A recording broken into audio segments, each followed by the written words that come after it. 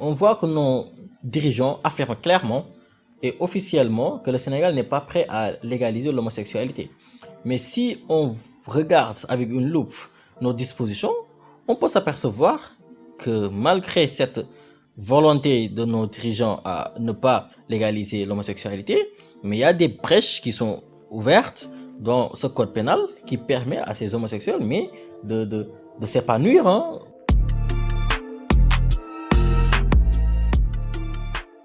Bonjour à tous, j'espère que vous allez bien. Suite à la dernière vidéo qu'on a faite sur l'homosexualité au Sénégal, Monsieur Diouf, qui est un juriste, nous a contactés pour apporter des éclaircissements sur l'ambiguïté et le laxisme des lois sur l'homosexualité au Sénégal. Bonjour Monsieur Diouf, merci d'avoir accepté notre invitation. La parole est à vous. Donc j'aimerais juste faire une petite contribution par rapport à votre dernière vidéo que vous aviez fait qui traitait l'homosexualité au Sénégal, qui est un sujet à la fois très intéressant et très sensible. Donc permettez-moi d'apporter juste une touche juridique à ce sujet, parce que vous aviez parlé de l'article 319 du Code pénal sénégalais qui traite de l'homosexualité d'une manière générale. Donc c'est ce que nous pensons tous. Depuis l'article 319 du Code pénal sénégalais du 12 février 1966, l'homosexualité ou góor jigéen en wolof, qui est une attirance sexuelle envers des personnes du même sexe, est punie par la loi d'une peine d'emprisonnement pouvant aller de 1 à 5 ans.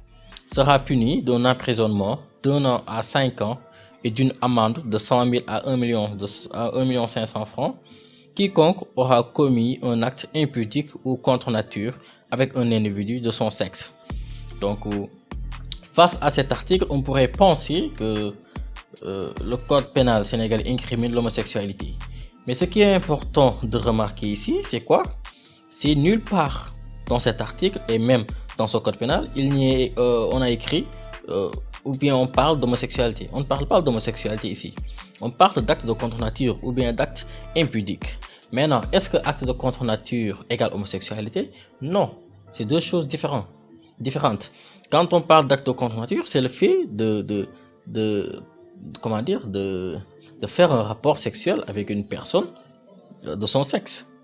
Voilà, c'est le fait qu'un homme couche avec un homme ou bien une femme couche avec une autre femme.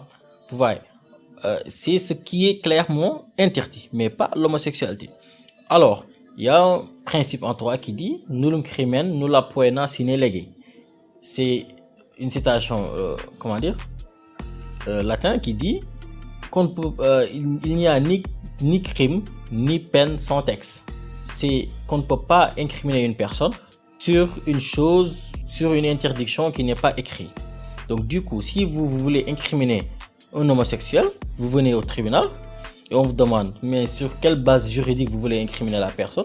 Quand vous parlez de l'article 319, mais on vous dira que non, l'article 319 parle d'actes impudiques ou d'actes de contre nature. Or, si cette personne-là, vous ne l'avez pas surpris en train de faire d'un acte de contre nature, vous ne pouvez pas le poursuivre dans les juridictions sénégalaises.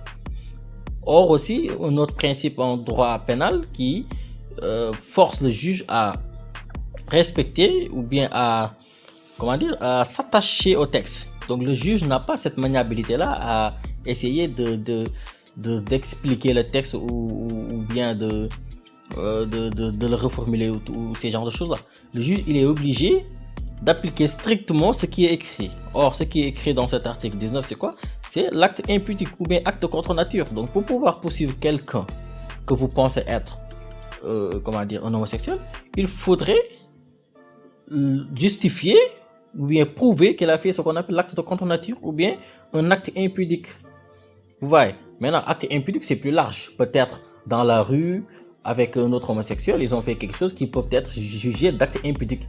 Et encore une fois, c'est très subjectif.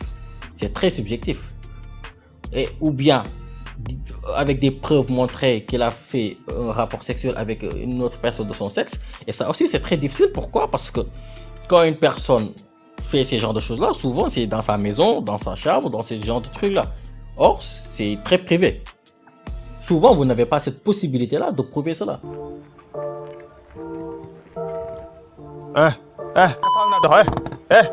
ba fa la do sa nday ya tax dof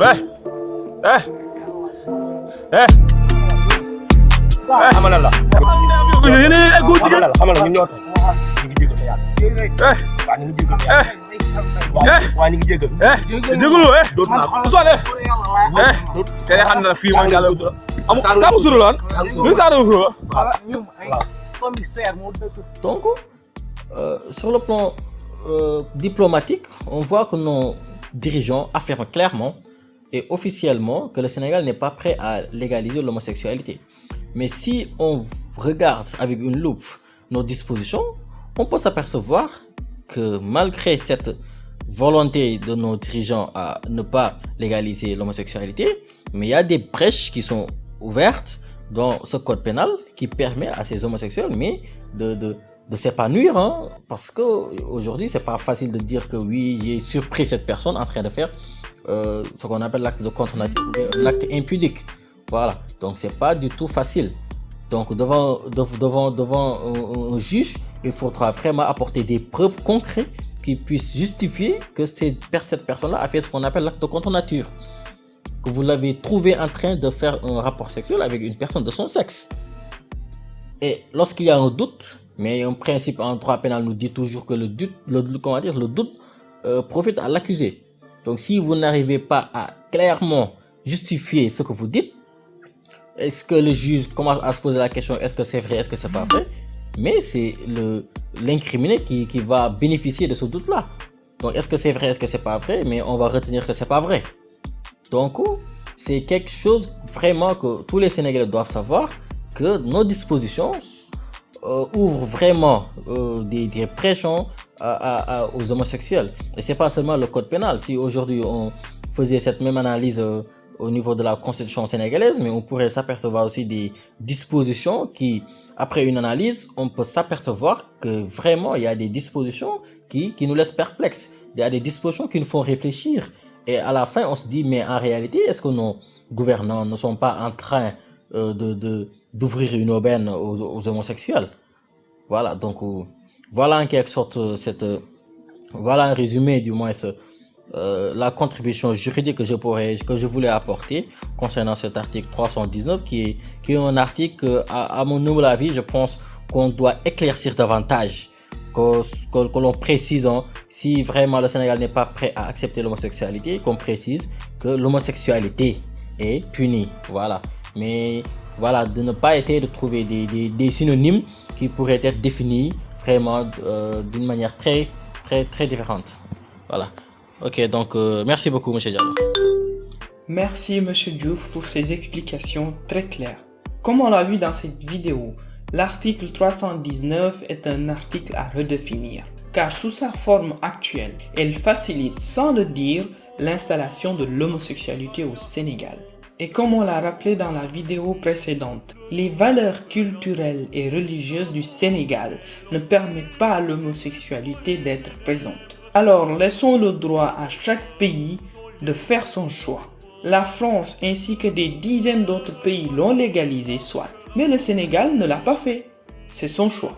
Par contre, ceux qui définissent les lois doivent être beaucoup plus précis au niveau de cet article pour permettre aux juristes, aux avocats et aux juges de pouvoir décider et de pouvoir mener à bien leur action. N'oubliez surtout pas de partager cette vidéo, ça nous aide vraiment beaucoup, de la liker ainsi que de vous abonner. Merci à tous et à la prochaine.